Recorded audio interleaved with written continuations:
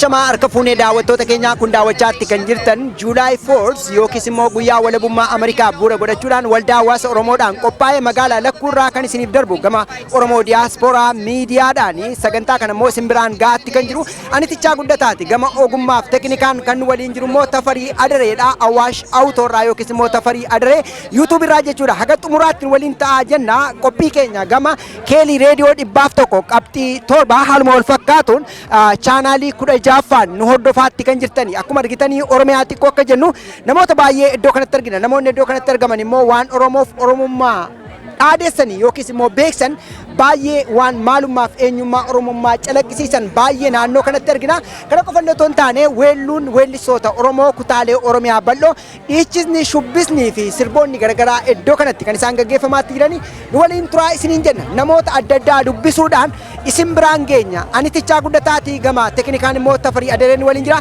turtii gaariin isiniin jedha.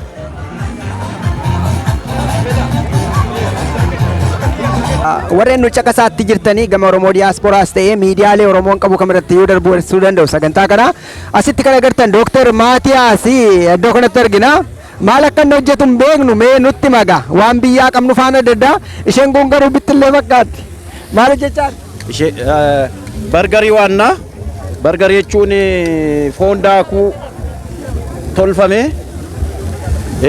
kun immoo kun sitti agarsiisaa jira kun haddoogii jedhama biyya kana foon daakamee wanna maashinii kee galee tolfama ijoolleen isa kana jaallatti kana waannee ijoollee laanna jechuudha lamma mucaan dhaabatee eegu kun kunoo argitee kan itti raka'aniiti waatti naqatanii nyaatu jechuudha. Wanni lamaan saayyuu foonuma? Lamaan saayyuu foonuma waggaa waan nagaa kana waggaa 17ffaa waa duukooti amma hawaasa keenya akkasiin tajaajilla. Kun immoo kan yaadannoo Hacaaluuti. Hacaaluun Oromoof qaaliidha.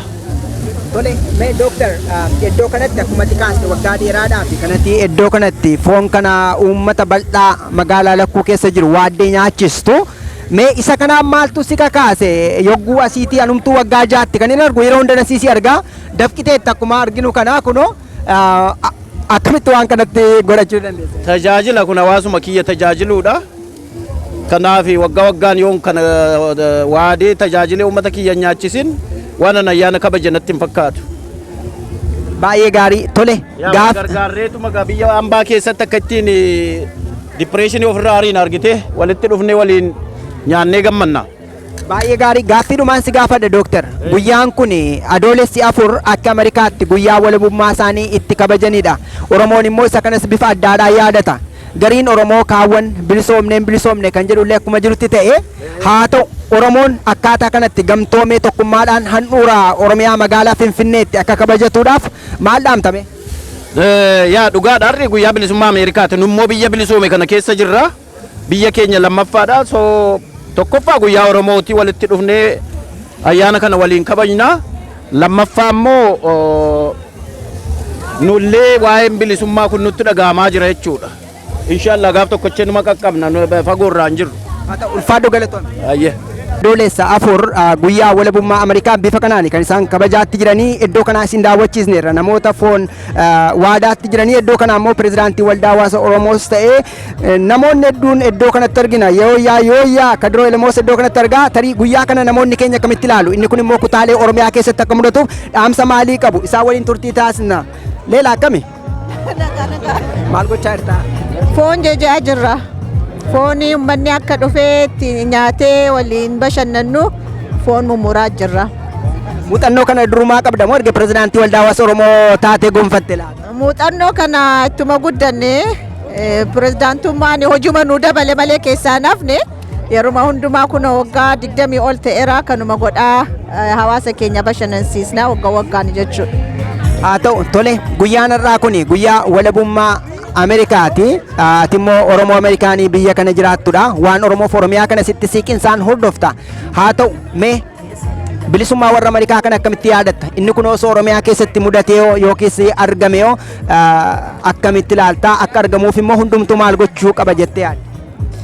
Egaa ka Ameerikaa bilisummaan Ameerikaa dhuguma jarrinis dhiigaan qabsaa'anii fidanii kabajuun waanuma jiru. Nusi akka Oromootti Oromiyaan illee akkasumatti qabsoofnee Oromoon waliin qabsaa'ee guyyaa tokko nama bilisummaa kana kabajuu nu godhaa nu achiin illee nu ga'a garuu Oromoon immoo qabsaa'uu qabnaa manatti teenyee miti kan bilisummaa goonfannu argannullee kana yoo bilisoomnee bilisummaa Ameerikaa illee Oromiyaa illee guyyaa tokko nama kabajuu nu haa godhu jedheen hawwa.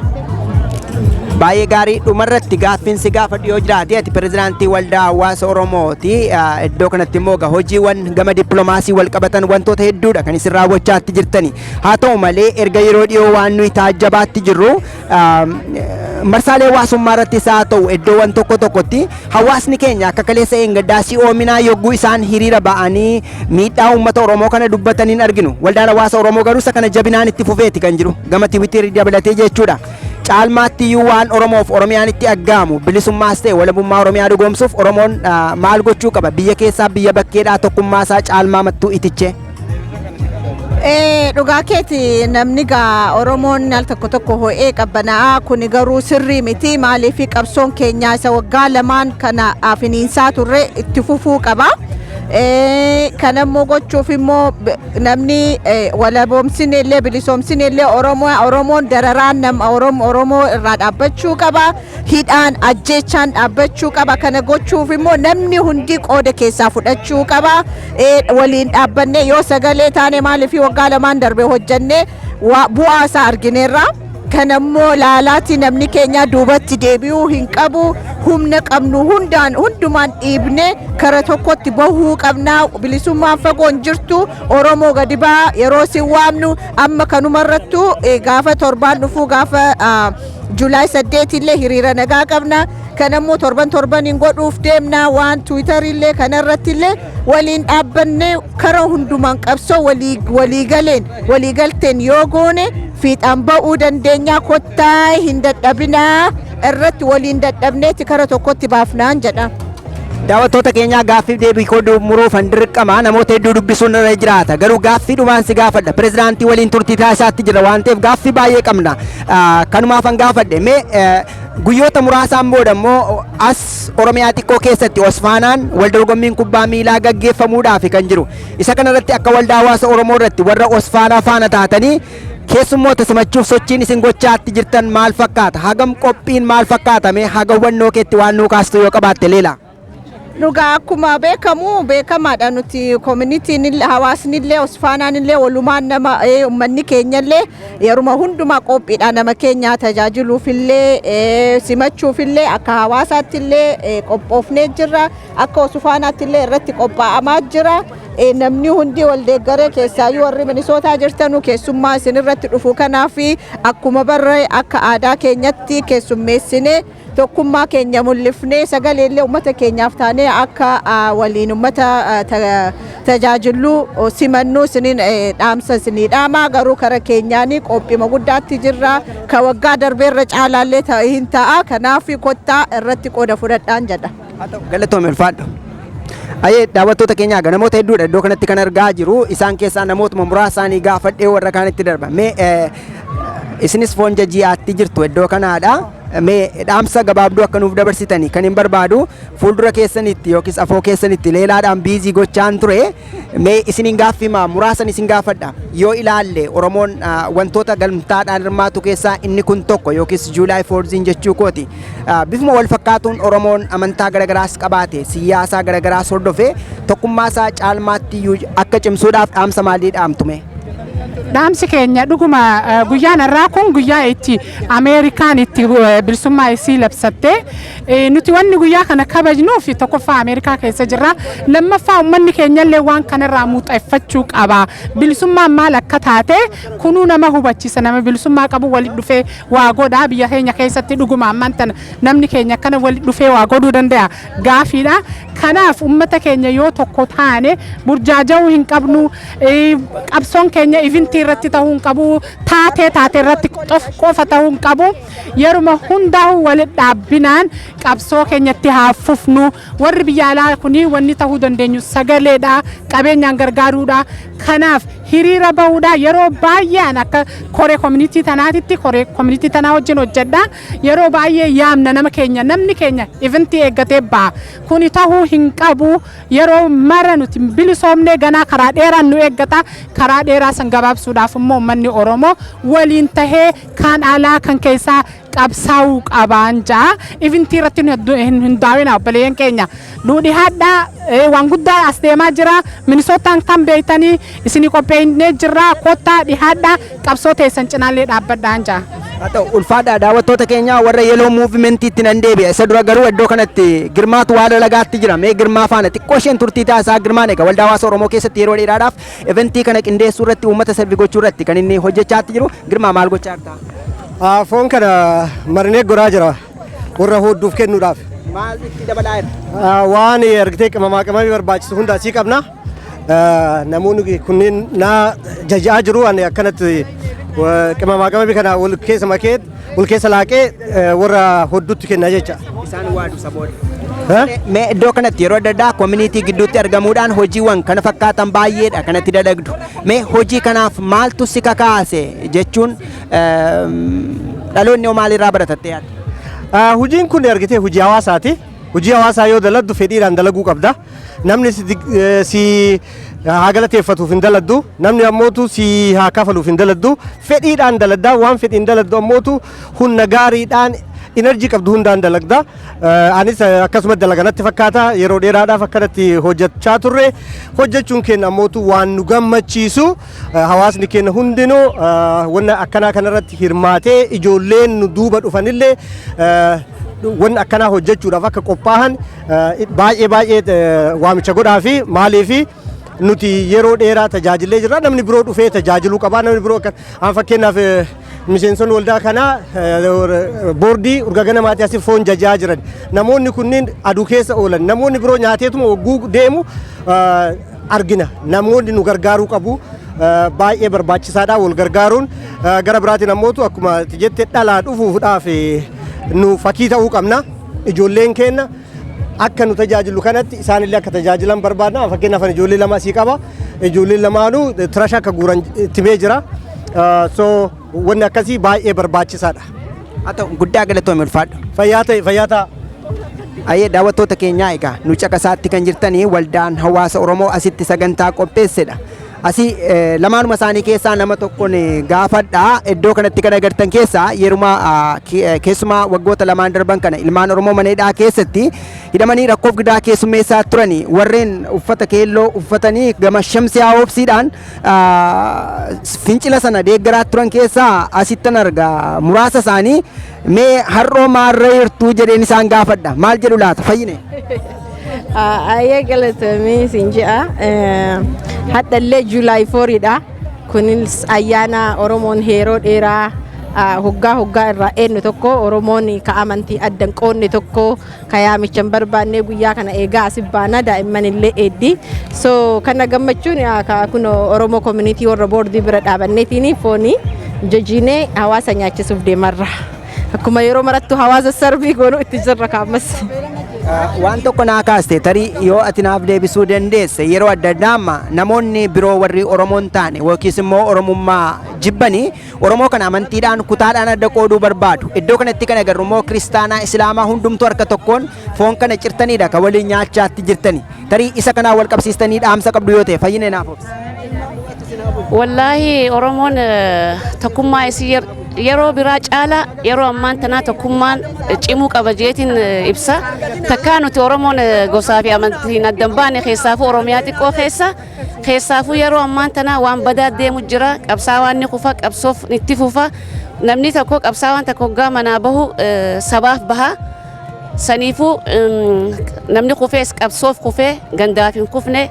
Piliis ajandaa waan biraa fiddanii ajandaa Oromoo addaan nu qoodu nuuf hin fidinaa. Oromoon keessa yeroo maraa cimaa amma tokkummaa cimsuu qabnaa. Galmi keenya bakkaan hin geenye. Piliis tokkummaarra nu cimsaa yaada mataa kiyyaati. Akka tokkummaan keenya nu cimuun gaafadha hawaasa Oromoo keenyaa. Piliis tokkummaarratti warri sooshaal miidiyaa fayyadamtan keessaafuu Piliis olola xintaane fuutanii miidiyaa irratti hafarsitanii garaa nu balbalchina akka keenyattu garaa nu balbalee jira. Galmaan hin geenye bakka deemnu amna dheeraan nu hafe saniifuu antanaan dhaammadha hawaasa Oromootiif warra miidiyaa keessa jiru keessaafuu yuutuubii fi feesbuuk irra warri jiru sooshaal tiktookii gubbarra warri jiru piliis nurraa dhaabaan ja'an. Guddaa galatoome waan dabaltuu qabdaa laata fayyine. Anis waan asirratti dabalu hoo ta'e dhugaa Oromoon takkaayyuu amantiin addan baane ammas addan baanuu maalii fi hiriyoonni teennaa kiristaanaa Islaamaa wal keessa qabna waliin nyaannee dhunna ammas ufufottis addan baanuu garuu diinnin gara danda'eenii akkamitti nu keessa seenee amantii adda nu baasuu fi hedduu takka jira akkuma Ruumiyaanii fireenditii jettee waan amman tana miidiyaa irratti deemaa jiru keessaa piliis amantii fi siyaasa adda addaatiin nurra dalagu jiranii warroonni waan akkasii olola akkasii ayinoo nama du'e malaafuu hin gubannaa garaan nu gubataa hin boonnaa akka namni keenya du'ullee hin barbaannu badqaraayyuu qanii manaa bayanii jedhanii qabsoomni martuu akka du'uu fi muratanii manaa bayan beekuu qabaannaa. Kanaafuu olola hedduu deemuu jira saniin nu keessa seenuuf deeman jiranii amantiin nu keessa deemuu jiranii amantii keenya nu maruu hin jaalannaa piliis amantiin akka ittisan fudhattanii mataa keessa qabattanii hawaasni keenya irratti honna jettanii tanaan akka qilleensi qixxee nu seennee diinaa karaa hin barinaa hadaraa isin jaa Oromootii isin jaaladha isin kabajaa ulfaadha isin jaa atis galatoomi. Warreen iddoo kanatti argaman keessaa kan quunnamnee dubbisaatti jirru gaaffii tokko qofan si gaafadha. Guyyaan har'aa kun guyyaa walabummaa Ameerikaadha jedhanitti kan isaan kabajaatti jiranii biyyi keenya immoo ammayyuu walabummaaf aggaammitti jirti malee walaboomne yaanni jedhu jira. Gariin immoo walaboomne kan jedhus jira. Haa ta'u garuu haala Oromoof Oromiyaan amma keessa jirtu keessatti waan akkasii kun kutaalee Oromiyaa bal'oo keessatti akka bal'atuudhaaf maal dhaamtame akka dargaggeessa Oromoo tokkootti? Hayyee galatooma duraan dursee baga guyyaa walabummaa biyya Ameerikaatiin isiniin gahe jedhaa hordoftoota keenyaaf ittaansuudhaan akkuma beekamu walabummaan biyya tokkodha kan itti mirkanaahu qabsoo wareegama ilmaan isiitiin biyyi kunis qabsoo geggeessiteen guyyaa walabummaa isii argattee kunoo bara baraan kabajaa jirti nutis isaan wajjin taanee har'a akka hawaasa Oromoo biyya Ameerikaa kutaa Minisootaa keessatti argamnutti guyyaa kana kabajaa jirra. Guyyaa kana kabajaatu immoo guyyaa walabummaan Oromiyaas itti dhufu qabsoo keenya daranuu finiinsinee jabeessinee itti fufaa jirra. Uummanni keenya kan biyya keessaas biyya alaas tokkummaa isaanii jabeesseetiin qabsoo bilisummaa isaa galma geessisuudhaaf tattaafachuu danda'uu qabaata. Gaafii ati kaaftee wal qabatee uummanni Oromoodhaa gartokkeen bilisoomneera kan jedhu jira kan hin bilisoomne jedhanis jiru. Warri bilisoomne jedhanii har'a mooraa diinaa keessa ta'anii afaan diinaatiin nutti dubbataa jiranii warra ergama diinaa fudhatanii qabsoo bilisummaa Oromoodhaa karatti laamsheessuudhaaf kan qaamolee socho'antu waan kana kaasa.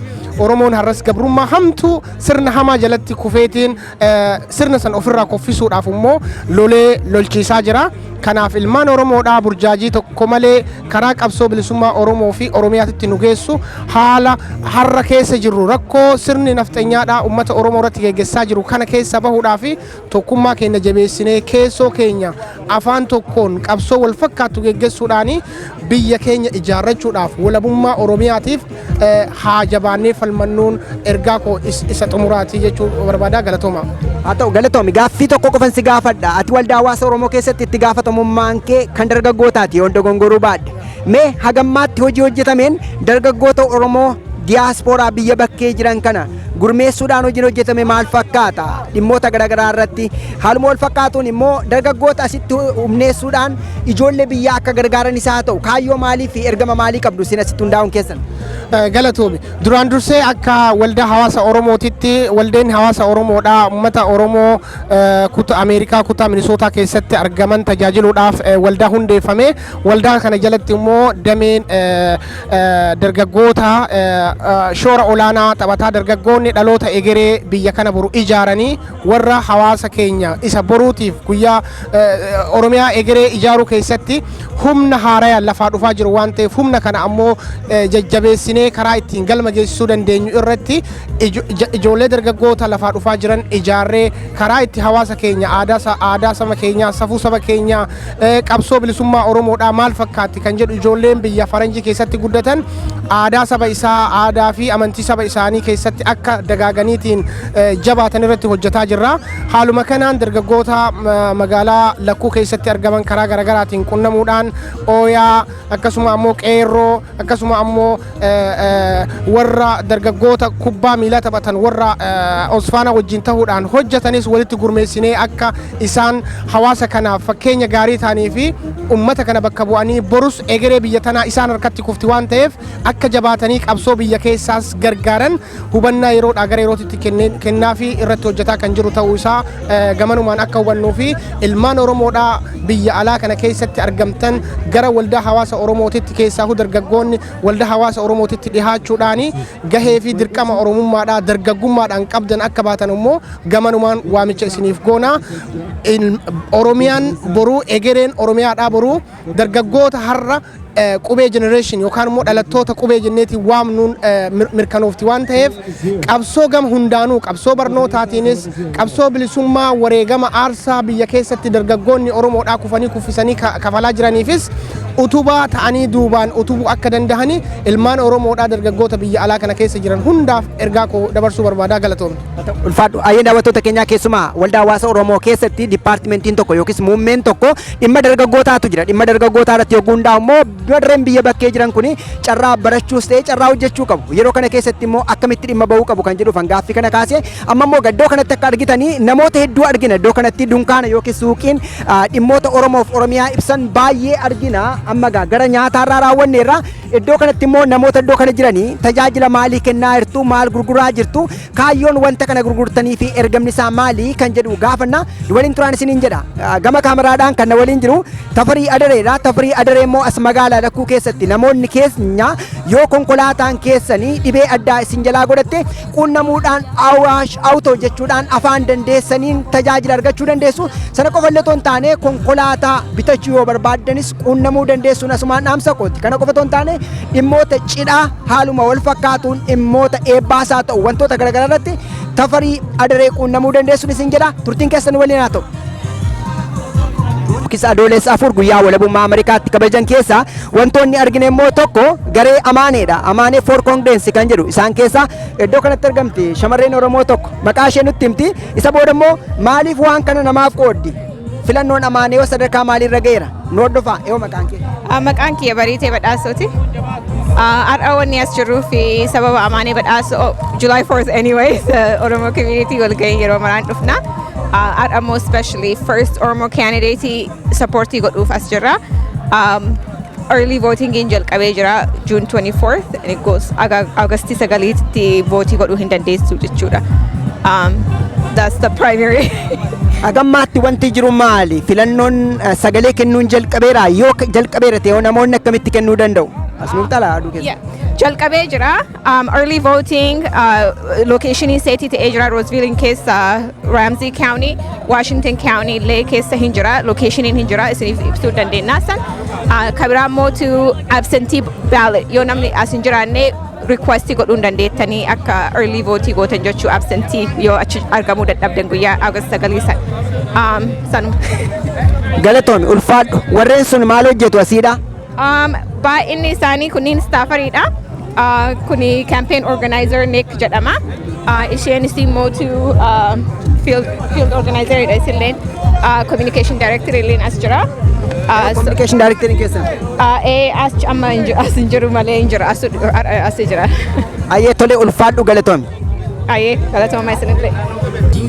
Ayyee daawwattoota keenyaa namni nu biratti argaatti jirtanii dargaggeessa waggoota 20 keessa jiru as Ameerikaa naannoo Cedar Riverside yookiis Ward 6 irratti miseensa mana maree ta'uudhaaf aggaammiirra jirudha.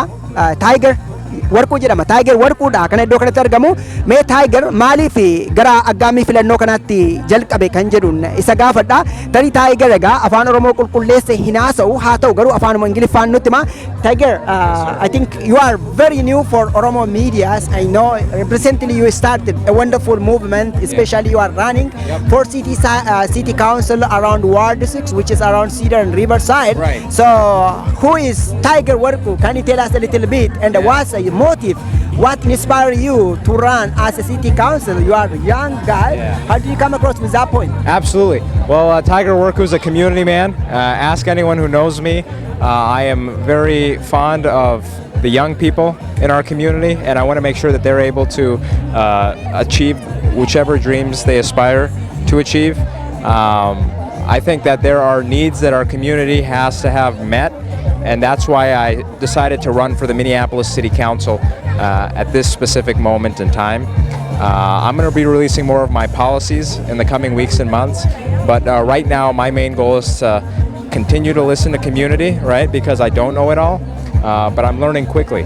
I'm learning very quickly, and just to hold space with community members like at today's wonderful July 4th picnic. Good. Some individuals, while they are mentioning about Tiger, Tiger is in early 20s and he's very young. He has no experience, something like that one. For those individuals telling us Tiger is such a guy, what kind of response you have and what kind of mission and vision you have for residents of that area, especially Ward 6? Yeah. Well, the fact of the matter is I'm young, I'm bold, and I cannot be sold. It doesn't get any better than that in today's politics. But honestly, I think that the people of Ward 6 aren't interested in age so much as they're interested in skyrocketing rent or a lack of resources for our youth. I think what people want to know about is what you're going to do in this position. And instead of offering simply platitudes, what I'm doing is offering plans. I'm talking about how I'm going to work with community and how in my first 100 days we're going to get more accomplished than the previous administration has in 3 terms now. Wonderful. Last time, especially during the thank you tour of Jawar Mohammed and Bakele Garba at Minneapolis Convention Center, you had a speech. Your speech is so wonderful and amazing. How do you come across with that one? I mean, what's your vision in the future?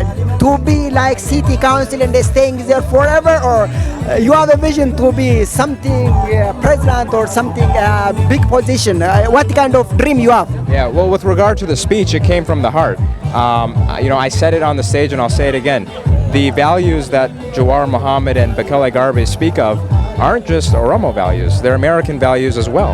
And every single person in our community has the bedrock installed in them, right? And this goes all the way back to the Gadah system, where democracy in many cases originated and was tweaked and was successful for several decades. But my point is, I think that by being a city councilman, I will be able to connect with both Jawar Mohammed, Bakele Garba, and a whole host of other activists across the world in advancing the global vision and struggle for human rights and justice.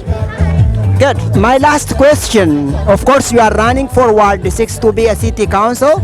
I wish you all the best for that. But beyond that, we have many immigrants kids here who were born from a family who is immigrant and refugee. You are one of them, but you have a vision to lead even this country, right?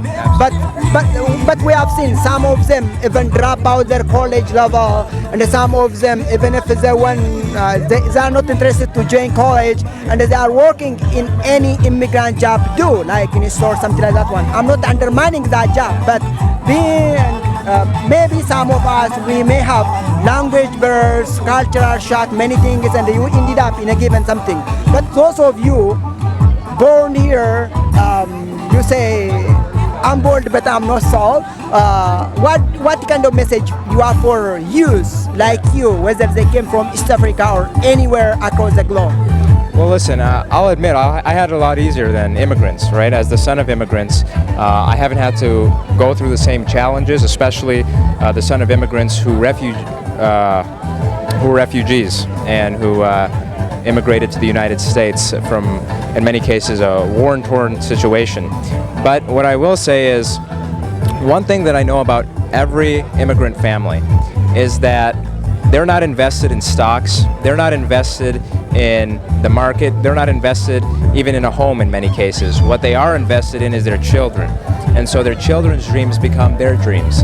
And so my hope is to continue to keep that strong going through the other generations, and also, like I said, to address the needs so that the children of immigrants and even immigrants themselves, because this is just as much their country as their children, are able to achieve their dreams in a more easy, auspicious way.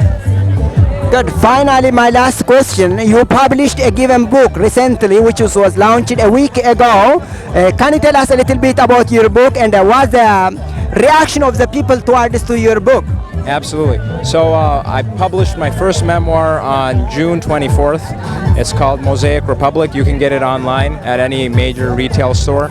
And Mosaic Republic, in short, is part memoir, part political analysis. America went through some very tough times over the past couple of years. And I figured that it's important to make sure to get ahead of the narrative and to just share some of my thoughts. I think more people should share their thoughts. It doesn't necessarily have to be through a over 100-page book, but it's important that everybody make sure that their voice is heard, because it does matter.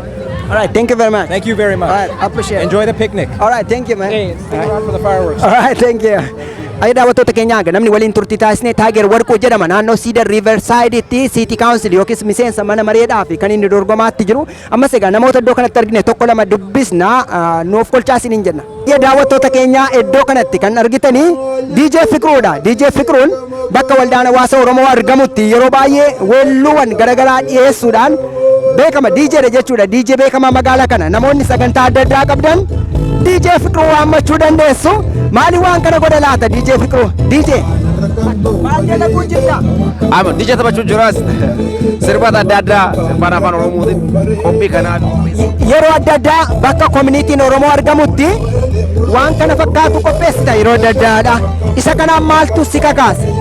Ami community kii ofii gargaaruu fi uummata kiyya bakka walgahii maraa argamuu qaba jedhee waan yaaduuf saniif qophii bakka waan bakka nawaamani maraa deemee community kiyya qooda kiyya fudhadha. Mee al tokko muuziqaa kee cufi naannoon kun akkam akka qorruu ilaalame. Daawwattoota keenyaa osoo sagaleen weelluuwwan kutaalee Oromiyaa bal'oon mimmiidhagoon iddoo kana DJ Fiqruudhaan hin dhagaamante iddoon kun baay'ee qorra ture. Amma sagalee waan cufeedhaaf naannoo kanatti namoota sochii namootaa qofa argitu. Yogguu inni si taphachiisu garuu guutummaa isaatu namoota hedduutu itti waliin shubbisaa dhiichisa. Isa kana taajjabna jechuudha. Tarii sagalee duraanuu dhageessaniif hin dhageenye keenya hin beeku.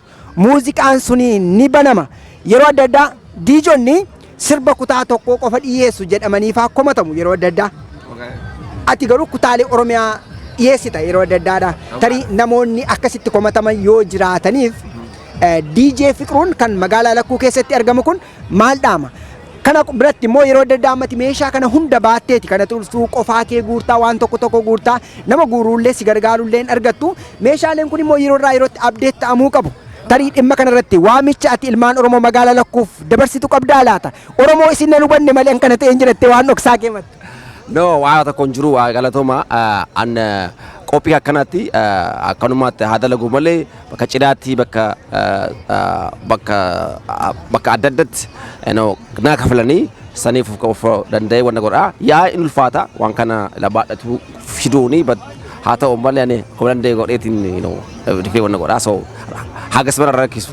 Ayyee jabaadhaa na tumsaa kallattii madandeessaniin warreen cidha qabdanis ta'e eebba garaagaraa qabdan immoo na waamaatii waa kaffalaa kan jedhudha. Kan community garuu tola isin geggeessaa jira. Mee weelluu kennuu gadhiisime.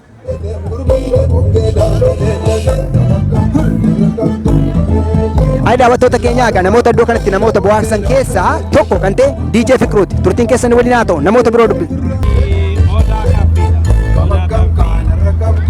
Odaa kaffii gujii, odaa kaffii naqamtee.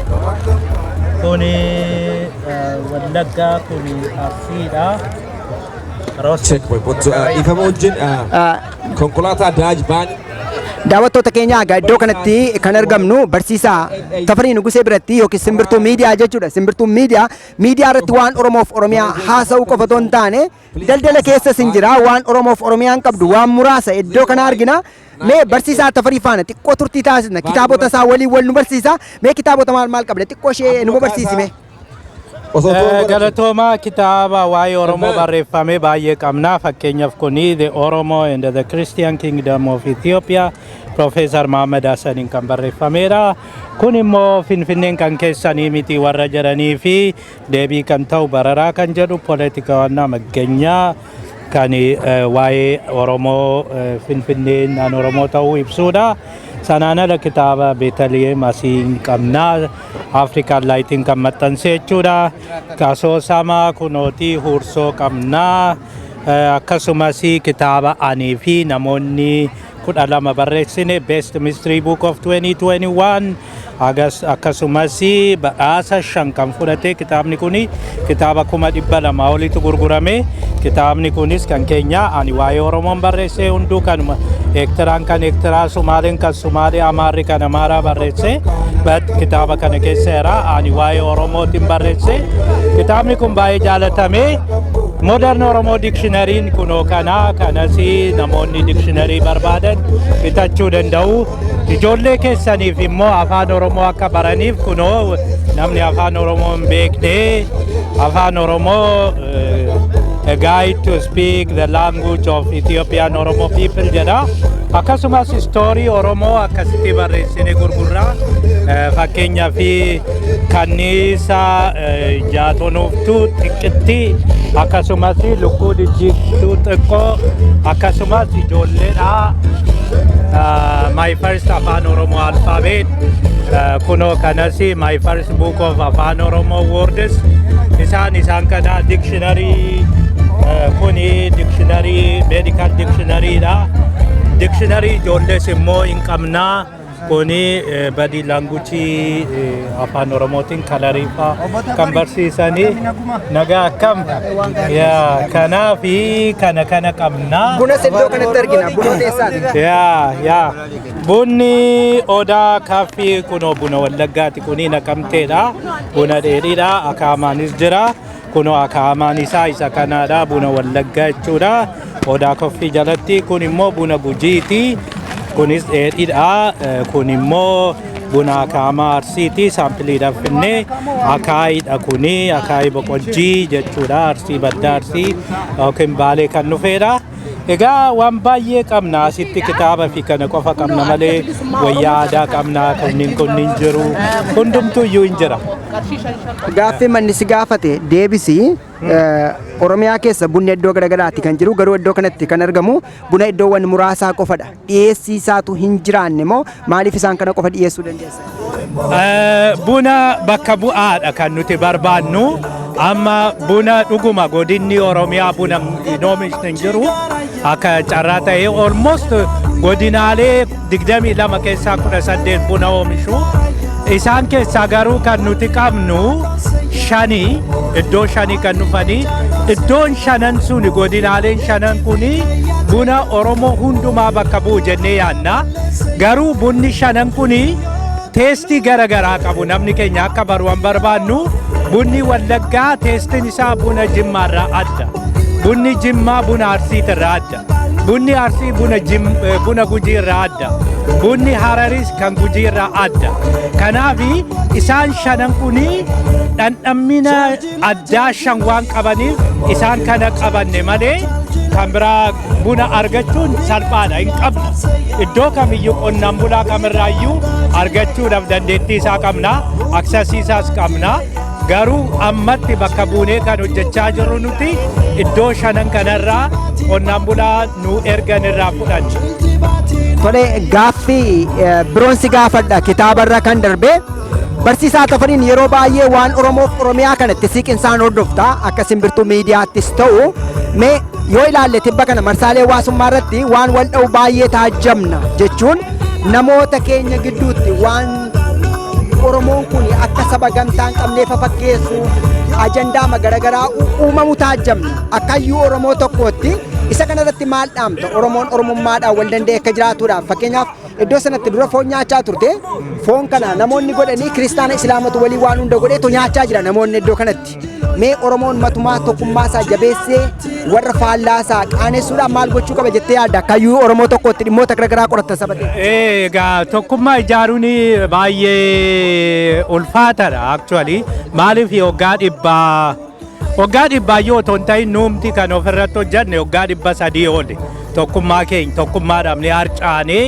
naannootti hundumtuu iyyuu galee gadaa yookiin odaa mataa ofii erga dhaabbate waggaa 300 sun xumuramee diinni nu weeraree nu cabsee salphannee faffacaanee erga wal qabachuu jalqabne reefu waggaa 50 kana keessatti immoo waan guddaatu hojjetame ammallee dura afaan waliyyuu dhaga'uu hin dandeenyu amma garuu afaan walii dhageenye arraba walii dhaga'aa jirra. Arrabni nurraa dhaabachuu qaba iddoo tokko arrabsuun qabu namni wal arrabsuun qabu waan tokkodha. Garuu kan nama gammachiisu durii otoo wal arrabsine iyyuu dhageenyu ture amma garuu arrabuma waliillee dhaga'aa jirra. Kanaaf inni waan guddaadha. Kana caala maal hojjechuu qabna yoo jenne tokko kan nu godhu duraan dursee afaanuma kana gabbisachaarra afaan Oromoo baay'ee gabbifachuu afaan Oromoo kana baay'ee standardize godhachaa deemu isa keessatti immoo kitaaba tokko dubbisuu amma kitaaba kana ani kitaabni kun eenyu Profeesar Mahammad Hassanitti barreeffame Profeesar Mahammad Hassan Hararitti dhalatanii Wallaggatti dhalatanii Jimmatti dhalatanii yookiin Arsii iddoo feetti dhalatanii waa'ee Oromoo barreessan. Kitaabni kun dhuguma immoo yoo laallee jenne Hararitti dhalatan Profeesar Mahammad Hassan. Kana keessa wanni hedduun as keessatti barreeffame waa'ee Shawaati. Jaarraa 16ffaan dura Shawaa keessa maal akka turee fi Oromoon jiddugala Shawaa Arsii Baale keessa akka ture gadi fageenyaan qoratanii kan maxxansanidha. Kitaaba kana dubbisuun sammuu keenya walitti nu fida. Tokkummaa keenya cimsaa jechuudha. Kitaabolee akkasii kana waliin dubbisu. Walumaa galatti kitaabni sammuu namaa walitti fidaa yaadni akka bakka tokkotti dhufuu fi akka karaa wal fakkaataa ta'e yaadnu mainstream thinking kana keessa nu galchaa jechuudha. Kanaaf kana tokkummaan keenya kanaan dhufaa asoosamoota tokko aartii keenya fiilmii muuziqaa tokko dhandhamuudha. Inni kun amma walitti nu hidhaa jiru sanaan ala nyaannis baay'ee walitti nu fida akka amma achitti jette foon waliin nyaachaa turre foon hundumatu nyaachaa ture. Iddoo kana musliima kiristaana arsiidha wallagga jimma harargee boorana hin jenne hundumatu enjoy gochaa ture akkasumatti enjoy gochuu qabna nyaata aadaa kanas babal'ifachuu simboolii waliigalaa simbooliin kun amma kunoo inni kuni amma kan nama tokkoomi kan hundaati simboolii keenya simboolii mallattoo tokkummaa Oromooti kun kanaafi kuni walitti waan nu fiduuf kunis waan guddaa nu gumaachaa jennee anna kanas egaa babal'isuu hundumti keenya qabaachuun barbaachisaadha. Kanaanii tokkummaa Oromoo ijaaruun ni danda'ama jedhee yaada. Ulfaadhu daawwattoota keenya naannoo Oromoo Coffee Shop kan ta'e yookiis immoo barsiisaa Tafarii Nuguseedha. Iddoo sanatti argamne iddoo kanatti kitaabota hedduu argattu gama weebsaayitii isaadhaan haaluma wal fakkaatuun miidiyaa isaadhaan quunnamuudhaan tajaajila sana argachuu dandeessu. Bunni Oromiyaas iddoo kana jira. Nu waliin turtii taasisaa isiniin jenna. Guyyaa walabummaa Ameerikaati. Turtii gaarii. Ayya daawwattoota keenya asitti namoota argaman keessaa dhaabbanni tokko dhaabbata Triles jedhamu yookiis immoo dhaabbata Minnesota Senior Linkage Line waliin dalagu. Iddoo kanatti kan argamtu immoo yeroo darbee keessumaa yogguu Oromoon magaalaa Lakkuu keessatti baatii Ramadaanaa ayyaana irbaata iftara irratti sagantaa sana warra ispoonsera godhanii har'as Oromoo gidduutti argamu. Oromoo waliin waan hojjennu qabnaa jedhu. Isaan keessaa itti gaafatamtuu kan taate jeetaan iddoo kanatti argaa jeetaa waliin afaan Ingiliffaan xiqqoo dubbachuudhaaf kan jirru nu waliin turaan isiniin jedha. Jeeta, actually I told your name, but Thank you. What's your position in Tereles Yeah. and what you guys are doing? Perfect. Let's begin from that. Well, my name is Jetta, and I work at Trellis, and we partner with the state of Minnesota on the Senior Linkage Line. So it's a free statewide service of the Minnesota Board on Aging. My position is I am the manager of community outreach and our volunteer program. And so we are here today celebrating with the Oromo community for July 4th and our independence celebration. We actually sponsored this event, so we're really proud to be here with the food and the festivities and the sports and just the people. It's been a great day so far. Good. So here, as you have seen, there are many Oromos. Yeah. You have seen here. That's why we call it Little Oromia. Yeah. That means Oromia Tiko in Oromo. See? I think Ahmed taught you a little bit about Oromo. So what I'm saying, what did you learn today from this gathering? Because there are some cultural food, the coffee ceremony, everything. Anything you have observed, something new? Well, we were here at the very beginning, so we were here setting up tents, and then we started cutting meat. So the women and the men were showing me how to cut the meat in the Oromo way. So that was really interesting, and I had never seen it before. I grew up on the farm, but we let someone else do that. So I was very excited to see that. And then other women at another tent, they were roasting coffee beans and smelling it and the roasting of it and then the serving of it, and then came over and let me taste the flavors. So from the food perspective and this perspective, and later I'm hoping there'll be soccer, because that's the international, soccer is life. Soccer is life. Yeah. So hopefully we'll be able to get there. So I mean, it's been nice to be able to soak it in and to be able to see it from kind of a white Christian perspective of what's going on in the community. And what I've experienced is friendship and love and a lot of hugging and a lot of people just catching up with their friends. So it doesn't seem any different than how I grew up. So I feel like maybe we're more similar than we are different. All right, great. My last question. Recently, you guys are closely working with Oromo community and with different organizations, including Oromo Diaspora Media. But what kind of service you guys are giving for the community beyond sponsoring on different events? Last time you guys sponsored during fasting time for iftar, the dinner. You have been there. He captured a wonderful video. If you have seen it, we use this video on Tafari YouTube. But my question, what kind of service you guys are doing at this moment for the community? Trellis partners with the Senior Linkage Line, and the Senior Linkage Line provides resources. So anyone who's getting older, typically it's someone who's 60, 65 or older, but anyone can call the Senior Linkage Line. So for instance, let's say someone has fallen. They went into the hospital, maybe they had a hip surgery, and now they're trying to get back home. And we can provide resource and referral to help them find transportation. Maybe they need to get to and from the hospital. We don't provide the services, but we provide the resource to get them in touch with services. Maybe they want to be part of an adult daycare center, and maybe our parents need to get out. They're feeling isolated. They're feeling closed down. So we can provide some resource and referral. We can look at their exact zip code, and it doesn't matter where they live in Minnesota. It doesn't matter if they're in the Twin Cities or if they're in Duluth or Mankato.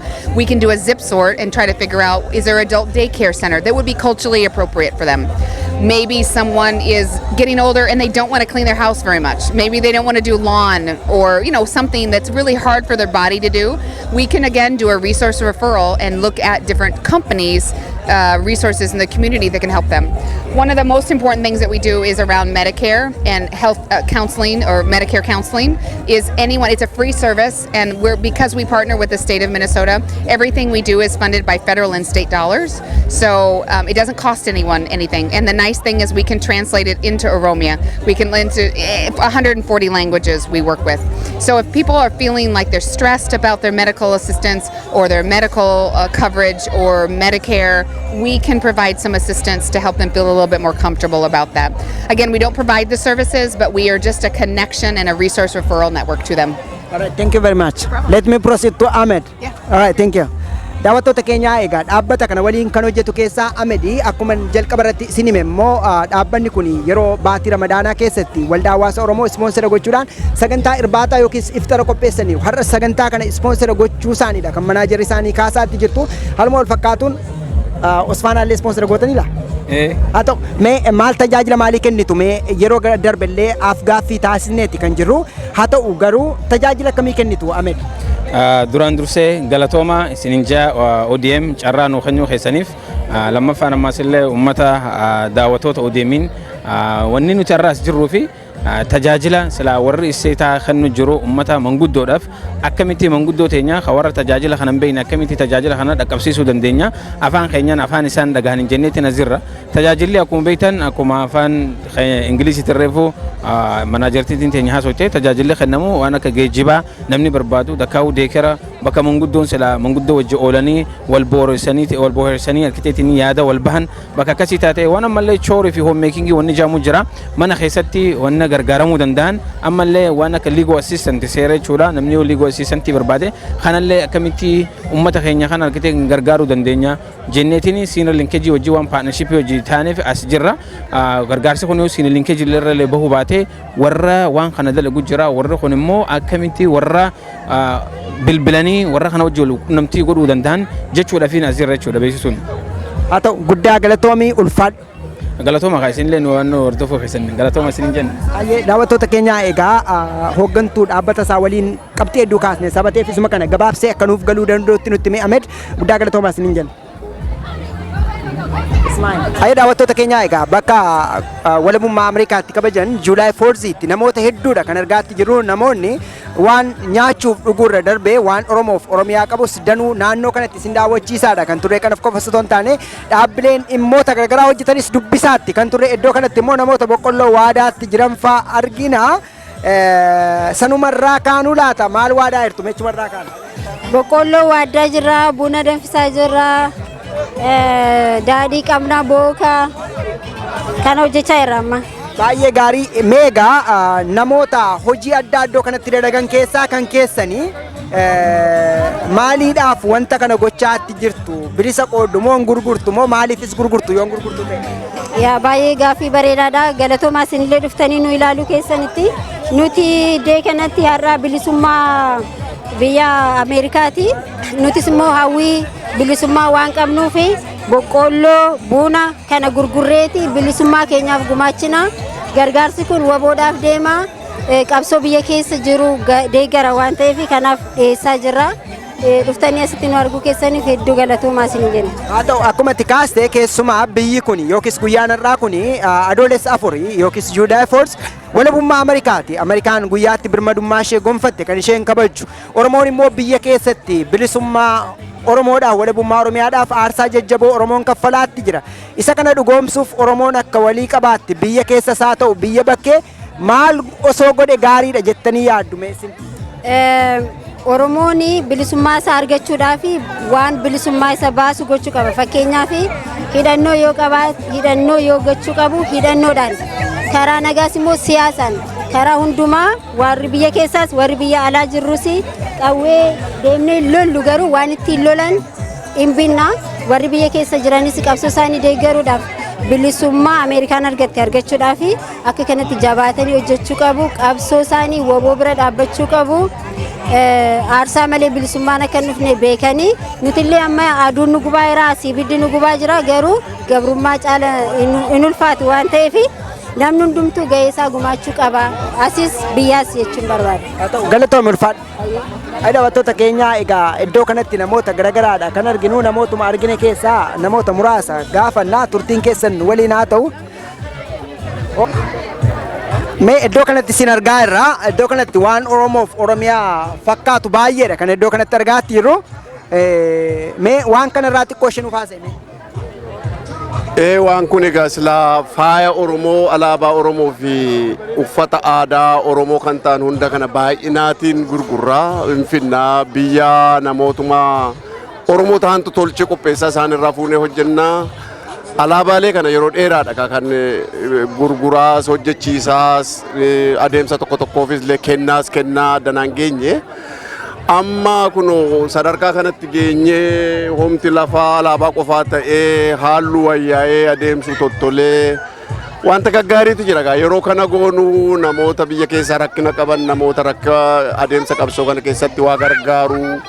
Qabsoo kana tumsuu hunda kana keessatti qooda fudhachaa gurguraa adeemsa tottolchaa waa gargaaraa qabsoo kanallee ittiin gargaaraa adeemsa siin geenye.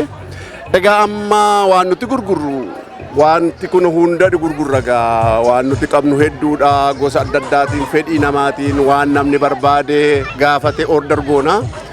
kan nuti order goonu baay'inaan chaayinaattis Afrikaa keessaas biyya baqaa keessallee namoota rakkina keessa jiran ofii isaanii hojjetan isaanirraa fuuna isaanis gargaaraa addanatti illee gurgurree isaaniif illee horii kennaa waluma gargaaraa adeemsas gargaaraa wanta kanallee immoo akka isheen mul'attu akka isheen beekumtu gochuudha kan nuti hojjechaa jirru.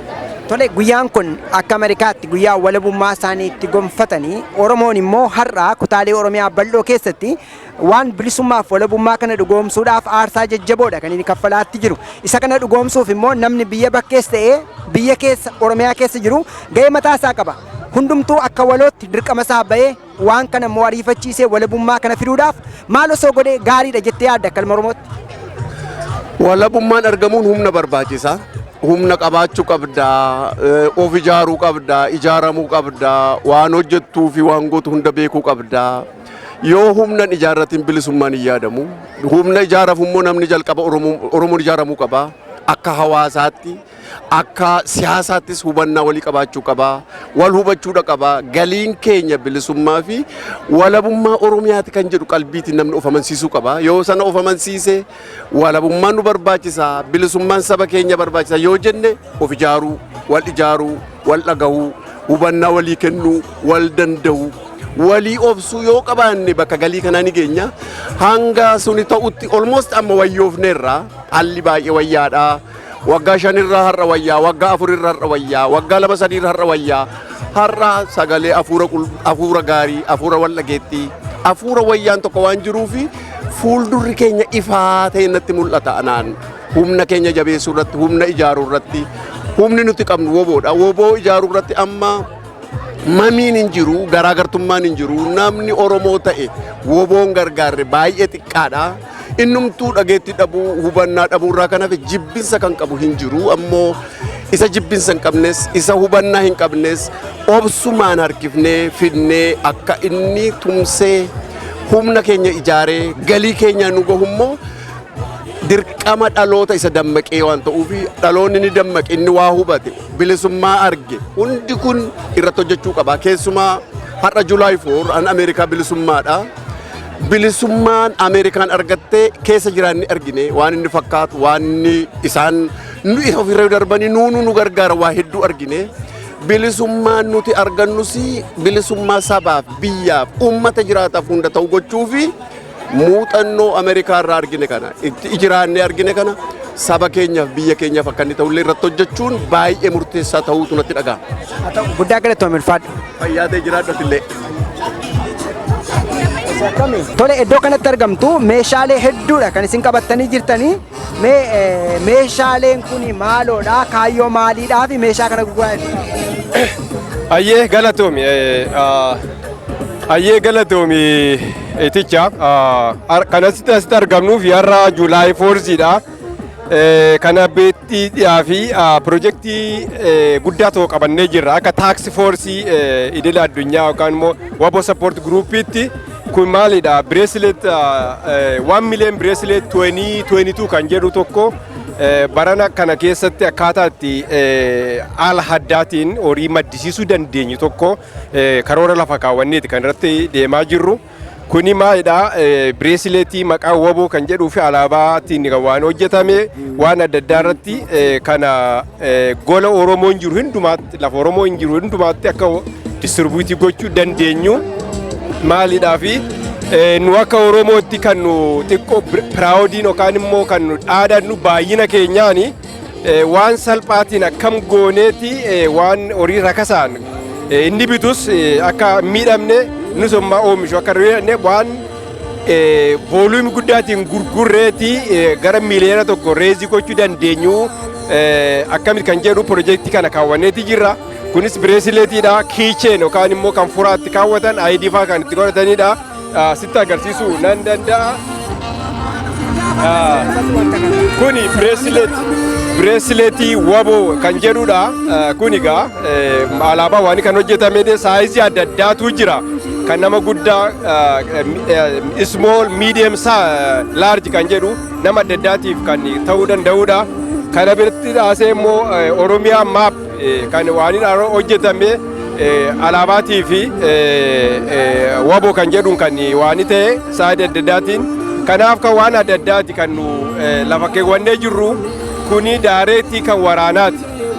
Amma asirratti akkuma yoo dhageesse beektu waraanni advertaayizii godhee dirqama nutti kenne waan godhee kan nu gurguraa lafa Oromoon jiru hundumatti kan jedhu dhaadesseetii nutti ergee jira. So kanaaf as jirra kana kan hojjetaa jirru jechuu barbaada. Guyyaan irraa kun guyyaa walabummaa Ameerikaati. Ameerikaan Juulaay 4 guyyaa walabummaa isheetti gonfatte kan kabajaatti jiran sagalee dhukaasaa jabaatu dhaga'ama magaalaa keessatti. Oromoon immoo ammas waan sanaaf dhiigaa jira. Sana akka dhugoomuudhaaf Oromoon biyya keessas ta'e biyya bakkee gamtaadhaan osoo maal godhe gaariidha jettee dhaamte. Ayyee gaafii baay'ee bareedaadha. Har'a akka Ameerikaatti Ameerikaan kan inni waan jedhaa jiru guyyaa walabummaa isaati guyyaa birmadummaatti argateedha. Guyyaan kun Juulaay 4 kan jedhu nus akka Oromootti biyya keessa ijoolleen keenyas waboonis kan inni kuffiisaa jirus walabummaa akka kanaati uummata keenya gonfuudhaafi kanaafu uummanni Oromoo keessumaa inni biyya waraana isaa wajjin akka sirriitti dhaabbatee jira. Waraana isaa ofitti fudhateeti wajjin kufaa jira. Akkuma isin agartan manni itti gubataa jira. Jimalaa itti du'aa jiru. Nummoo warri haala jirru warri bakkee jirru immoo kan diyaasporaa warri jirru immoo kan gochuu dandeenyu karaa dinagdeeti. Dinagdeetiin akkaataa itti gargaarru maalidha dinagdee yoo jiraate waan guddaa waan hundumayyuu kan hin dhaatu waan irratti hundaa'eeti dinagdeetu hundaa'eeti.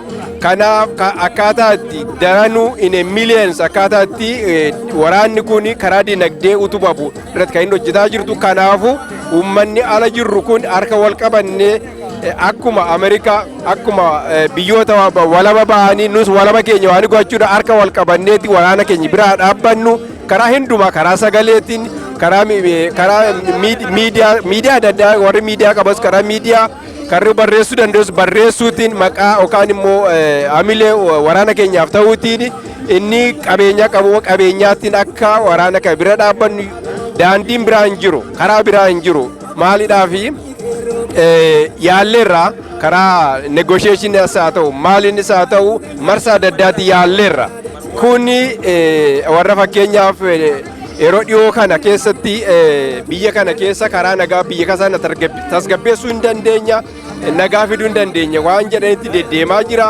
Maali kun gonkumayyuu hin danda'u gonkumayyuu hin taane waggoota adda addaa marsaa adda addaa yaada marsaa adda addaatti kan biyya sana akka Oromootti kan yaalame 1974 yaalameera 1991 yaalameera 2028 yaalameera karaa nagaa kan nu akka Oromootti iddoo tokko geenyu yookaan immoo kabajaa argannu yookaan biyya keenya dhuunfachuu dandeenyu karaa humnaatiin. Kanaaf uummanni Oromoo eessa yoo jiraate keessaa halaanis wal qabatee waraana kana bira dhaabbachuu tinnisuutti danda'utti jiraata jechuu barbaada. Ati jechaatti kan jirtu karaa nagaan abdiin qabudha kanatti jechaatti jirtu waraanadha kanatti amantochuudha kallattii biroodhaan yoo qawween jiraate yoo waraanni jiraate qabeenyatu bada lubbuutu mancaa inni kunoo nama yaaddeessu dhuguma waraannoo fala ta'uu danda'a. Ayyee baay'ee gaafii bareedaadha. Ituu karaa nagaa danda'ame waan amma si tarreessu kun waggootni raawundii arfan tokko yaallee turre karaa nagaa jedhu Oromoon. 1994 ammas deebi'ee si yaadachiisu waan jedhee 1974 karaa barattootaan ka'eetti karaa nagaa jijjiirraa mootummaa gochuu yaalanii turanii inni erootii fi wanta maalidha ibuprofen waan jedhamu waanii kennaniitiif uummata kana tasgabbeessaniiti kan isaan achi booda immoo amma 1991 uummata Oromoo uummata Oromoo kanatti dhumate sinii tilmaamuu hin dandeenya addunyaa tilmaamuu hin danda'a isaa kaasee 1991 karaa nagaa federaal maal jedheeti karaa nidha specifically ibuprofen kan fakkaatu kan yeroo tasgabbeessu 1991 kaasee amma 2018 tti Oromoon maal keessa akka ture maal akka ta'e addunyaatti beekaa hundumtuu kan beekudha. Kanaafiyyuu waraana barbaachisaa miti dhugaadha. Waraanni jaallatamaa miti dhugaadha. Garuu immoo kanatti waa solutionii fidduu kanatti yookaan waa ta'uu danda'u kanatti of kabachiisu saba keessa kabachiisu kan itti dandeessu yoo humna qabaattedha. Kanaaf addunyaa hundumtuu kan inni Nikuleer hojjetu kan inni waraana isaa irratti baajetiin addunyaa kana keessa Ameerikaa fudhatte Ameerikaa baajetiin isaa waan waraana irratti. Kanaaf waraana qabaachuun maali utuu Oromoon waraana ufna isaan gitu baay'ina isaatii fi jiyoogiraafii isaatiin kan gitu utuu waan qabaate kabaja argata. Dhumaatiin gubaatiin uummataa jimilaan dhumiitiin kun hin jiraatu ture. Silaa kanaafuu kan nu kabajamuu dandeenyu waraana keenyadha. Waraannidha kan nagaa fidu. Haa ta'u ulfaadhu galatoom. Galatoom ayyee. Daawwattoota keenyaa egaa namoota ilaalcha garaagaraa qabanii dhimma Oromoof Oromiyaan keessa jirtu irratti namoota taajjamne keessaa isaan tokko.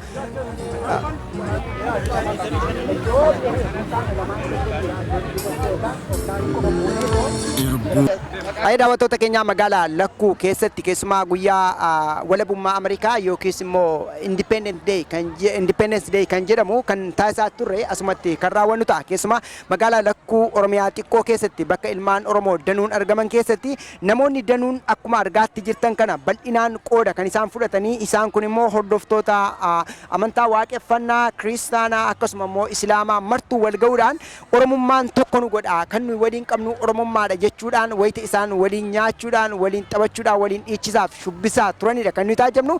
Baay'een isaanii egaa dubbisne keessatti walabummaan Oromiyaas ta'ee bilisummaan Oromoo milkoofte Oromoon hanga walaboomuutti nuyi immoo haala kanaan kabajaatti jirra. Biyya keenya keessatti immoo nagaaf tasgabbii gama hundumaan hawwinaan dhaamsa isaaniiti. Ani tichaa guddataan ture gama teknikaa fi suur sagaleen kan waliin ture immoo Tafarii Adareeti Awaash Awutoorraa jechuudha. Maariin tajaajila garaagaraa argachuu dandeessu. Yeroo biroo qophee biroodhaan walitti deebinaa baga bara guyyaa walabummaa Ameerikaa bara kanaan geessan isin jenna galatooma.